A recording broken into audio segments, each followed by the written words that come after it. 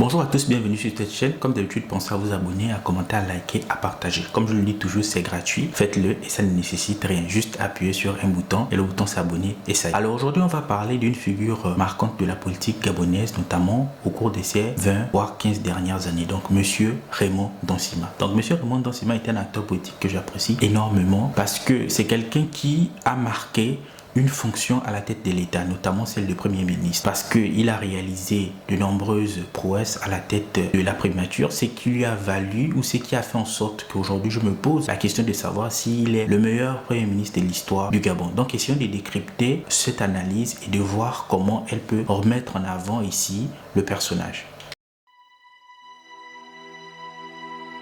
Alors, discuter du propos selon lequel M. Raymond Dansima puisse être le meilleur ministre de l'histoire du Gabon, c'est un propos qui semble peut-être exagéré. Mais fondamentalement, c'est un propos que l'on peut discuter. Pourquoi? Parce que M. Raymond Dansima est l'un des premiers ministres qui a marqué la fonction, qui a marqué ici la primature. Le premier élément qu'on peut rapidement mettre en avant, c'est le fait que c'est sous la houlette de M. Raymond Dansima qu'entre 2012 et 2014, les fonctionnaires ont reçu leur appel. Comme lui-même, il aime souvent le dire, à ce moment, les gens lui riaient au nez, les gens se disaient que ça ne pouvait pas être réalisé parce que c'était quelque part une utopie pour de nombreux fonctionnaires. Mais il l'a fait et de nombreux fonctionnaires ici lui en sont reconnaissants. Et à partir de là, c'était pour moi et c'était pour beaucoup de Gabonais aussi la marque que Raymond Dansima, c'est un monsieur qui travaille très bien, voire parfaitement. C'est quelqu'un qui impulse une certaine dynamique à la tête de l'administration. Et on peut aussi le constater, notamment lors de son passage à la primature pendant la transition. Il y a eu certains dossiers qu'il a ici gérés avec maestrat, notamment ici la question des bovins importés du Brésil. Donc, monsieur Raymond Dansima, pour moi, est le meilleur président, le premier ministre, autant pour moi, le meilleur premier ministre qu'on ait pu voir dans l'histoire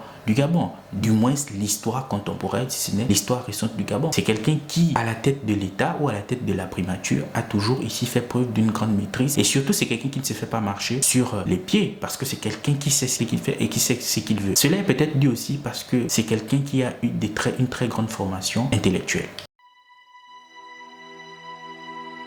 Alors, si M. Raymond Dansima, pour moi, est le meilleur Premier ministre de l'histoire du Gabon, ou du moins l'histoire récente du Gabon, c'est peut-être parce qu'il a une formation universitaire solide. C'est peut-être pas le Premier ministre qui a le plus grand nombre de diplômes, mais c'est par contre le Premier ministre qui a montré qu'en tant qu'intellectuel, en tant que grand diplômé, il est capable d'être pragmatique. Parce que ce que l'on reproche souvent à de nombreux diplômés au Gabon, c'est ici cette inadéquation entre le fait d'avoir tous ces diplômes et la capacité de pouvoir les traduire en actes concrets qui peuvent satisfaire de nombreux Gabonais. Donc, M. Dansima est passé par des grandes universités dans le monde, notamment les universités françaises et surtout la prestigieuse université américaine Harvard. Donc, à partir de là, M. Dansima, pour moi, d'un point de vue intellectuel, est quelqu'un de très bien armé. Et c'est peut-être ce qui fait, du moins à mon sens, qu'il a pu gérer certains dossiers qu'il traitait lorsqu'il était à la primature avec maestria. Il a notamment occupé de nombreuses fonctions dans la haute administration gabonaise, au-delà du poste de Premier ministre. Il a été ministre et il a géré certains dossiers ministériels et certaines entreprises de l'État. Donc, M.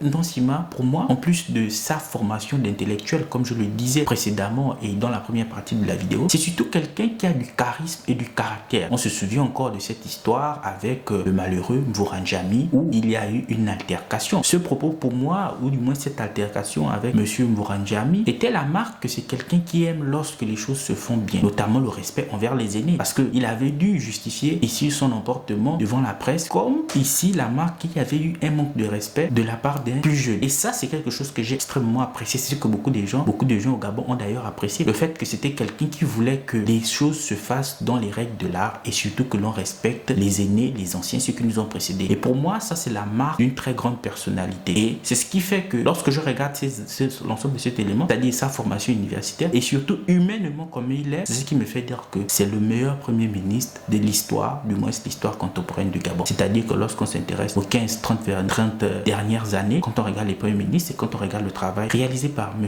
Raymond Dansima, on ne peut que dire qu'il a fait un excellent travail ou qu'il s'est fondamentalement démarqué de ses prédécesseurs. Donc, merci d'avoir regardé cette vidéo. On se retrouve dans un prochain numéro. Au revoir.